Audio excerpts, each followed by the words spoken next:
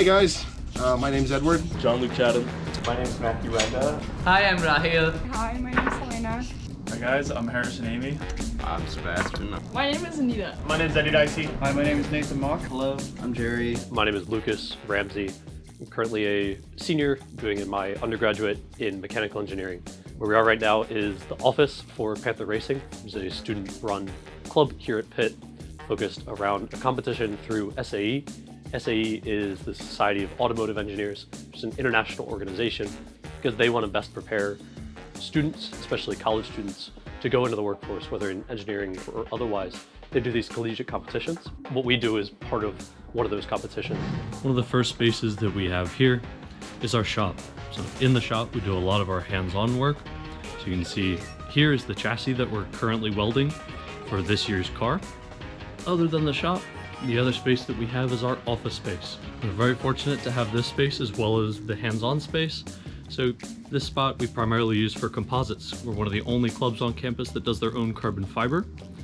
We also have our own 3D printers, so we can quickly prototype and manufacture any small things that we need to make. My name is JJ Slavic. I'm the technical director of the club. I'm an electrical engineer, and then I'm also a senior at Pitt. So hi, I'm Rahil Farooq. I am the lead performance and data acquisition engineer for this year. I have been on the team for about 3.5 years now, and I'm currently a senior studying computer engineering.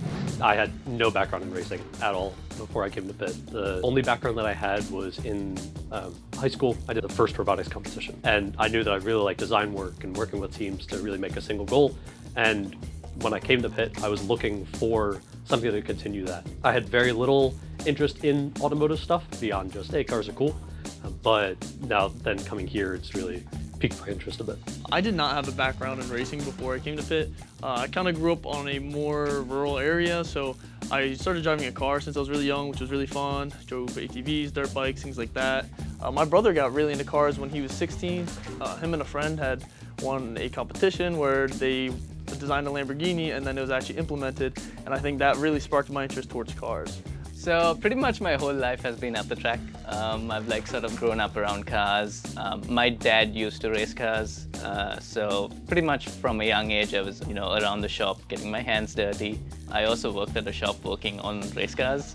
Coming and joining the team was pretty much like going back home. We are currently taking our chassis, just way back there, to sandblasting. There's a few reasons that we sandblast. The most important is to clean everything up from the welding, make sure that any little bits of residual oxidation are off of there. Additionally, it is to make the surface uniform for powder coat so that it looks nice and pretty, basically. So when I joined my freshman year, the way that I specifically got involved was I just was a pair of hands. So I knew that I didn't know enough to start designing parts and really contribute in that sense, but what I could offer was getting hands-on and using the skills that I had learned previously to then really help make the car and work on parts. So one of the things I got put on early was machining parts for the car. What are we doing? Today I'm currently doing a static structural and a thermal simulation and analysis on our front brake rotors. Right now I'm just kind of applying forces where necessary. We already did do a thermal analysis. That's kind of what it looks like right there. I am currently working on the kill circuit relays and pinning those out. This whole wiring thing is basically all the electrical systems that need to go around the car. So sensors, power to the engine, power to anywhere else that's on the car, whether it be on the dash, up in the pedal box. So this is the dyno cart. Basically, this is where the engine goes on so that we can tune the engine before it actually goes on the car. It allows us to tune plenty of things such as fuel map, shifting tuning, and it also gives us raw power values that we can use later on for validation of our engine system. So I'm an international student. To start off with that, I'm from Sri Lanka. When picking out colleges, my number one requirement for a college was, well, obviously they needed to have a computer engineering degree, but they also needed to have an FSA team. What's going on, gang? April 9th, 3:36, I think it's 3:37 a.m. We have assembled the car. We're mostly all the way done. Then what we're up to here is trying to get our first drive in. So we do a bunch of last checks. It's very different from the first start that we do, and that we're actually driving now. So there's a lot more things we have to check besides just the engine. With all the safety stuff we have to make sure is right. And then before we run, we'll end up going through and doing all the other safety procedures for everyone. And we'll be running up and down the alley behind Betterdam. That'll be soon, hopefully. Our competition in Michigan is a yearly competition. We go up with 100 other teams, so it's a lot of teams that go up and do this. The first day is set up so you go through a technical inspection where they make sure that your car passes all the rules, that it's going to be safe. At 6:45 now, again on Tuesday the 17th. So tech inspection happened. We had a couple of issues, but issues are relatively small, especially for this young of a team, so not at all concerned. Part of that second day is justifying your engineering decisions and your business decisions. You go and you get judged by a group of industry professionals. You have to really be able to explain and justify it. The third day we start getting into the driving events. There's 4 driving events total. 3 of the driving events are on this day. There's an acceleration, which is a 70-meter straight. How fast can you do it? And there's a skid pad, which is a figure 8, and that tests your general vehicle dynamics. And then there's autocross, which is what people traditionally think of with racing. It's just how fast can you do a single lap. On the 4th day is the big event, which is endurance, just 22 kilometers of a track. That is one of the most difficult parts of the competition. Only about 25% to 30% of teams finish it. Unfortunately, we were not able to this year, so you want to make something that's fast, but that also means that it's usually as light as possible, and then the trade-off with making something light is that it's less reliable. So you're really trying to toe that line the whole time, and so that last day, the endurance is really the test of a car to its limits. The Pittsburgh Vintage Grand Prix is a 10-day event here in Pittsburgh that uses cars and people's love of cars to help fundraise money for different charities. We've been volunteering with the Grand Prix since about 2016. What we do for them is we help the Cortile group with all their parking and any of the logistics that they need. And in return, we get to bring our car there and show it to a bunch of people, and we get to go in the parade lap. And what we're trying to do this year is get an actual lap where we get to drive around. Mr. Pitt over here, decked head to toe. Where's your Pitt socks? What we had yesterday was an issue where I could hear them in the helmet, but I couldn't talk back to them. So we're gonna try to just test one thing before we go. On the day, whenever we're going to drive it, we like to make sure we go through the whole checklist that we possibly can. So it's not a single person checking the car, it's the whole team checking the car. And you just go through and you'll check, all right, is all the bolts tight?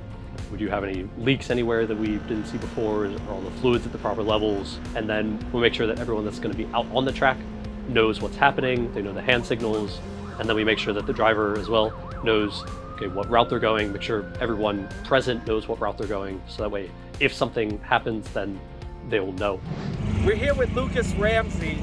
It's not quite a race car, and Terrence Favors is back there, but we're getting to ride like a race car. Look at this, oh, we're in the go-kart, oh!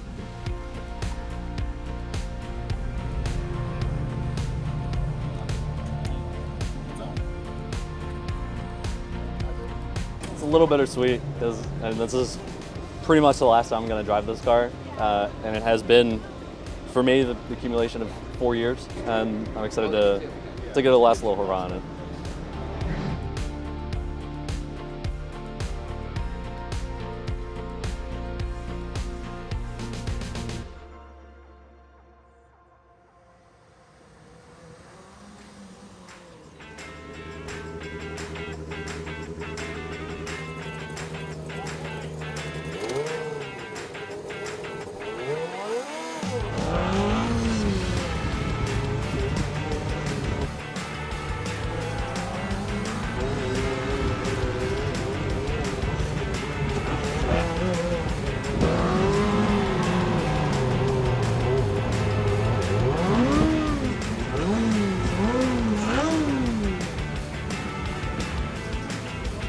What happened? So when we pulled out, they were a little confusing with directions and stuff, so I was just sitting by the barriers for a bit, which let the rest of the cars keep going.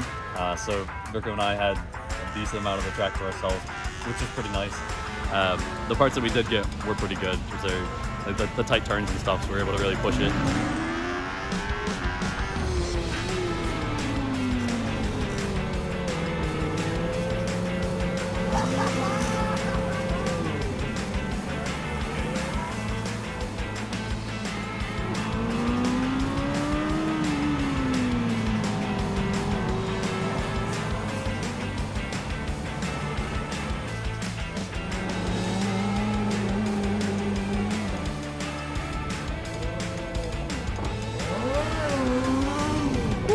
Oh no! So what we were trying to do this year was do research and development into electric. We went from a CAD design of the accumulator segment, like the battery, and turned it from CAD into a real prototype in like 2 days, 3 days. Initially when I joined the team, we were heavily lacking in the electronics department. And then now at this stage as a senior, we certainly have almost 40% of the team is electric, and now we're going to an electric powertrain as well, which is super fascinating. I think kind of the whole point of the club is innovation. It's a brand new field, even to professionals. I'm kind of excited that we're going EV. We have been IC for now 35 years, and we see a lot of the international competitions as well as the US competitions trying to push the EV cars further. Right now, very few EV teams actually finish competition. I think Lucas may have said 30% finish as an IC car. It's even less for EV. So getting a reliable EV car is something that we really, really want to do, and I think we have the skill and the motivation to do it as well right now. Myself and the other directors had to basically be down here all the time. In the end, I really do think it was worth it because of the retention that we saw in new members and also the involvement of those newer members. Seeing everybody checking the car because everyone had worked on it at that point was super, super rewarding. It was nice to be able to see them progress in ways that I knew that they all could. The future of Panther Racing is exciting. To see where the team will be at and have hopefully a top 10 EV car would be really nice to see.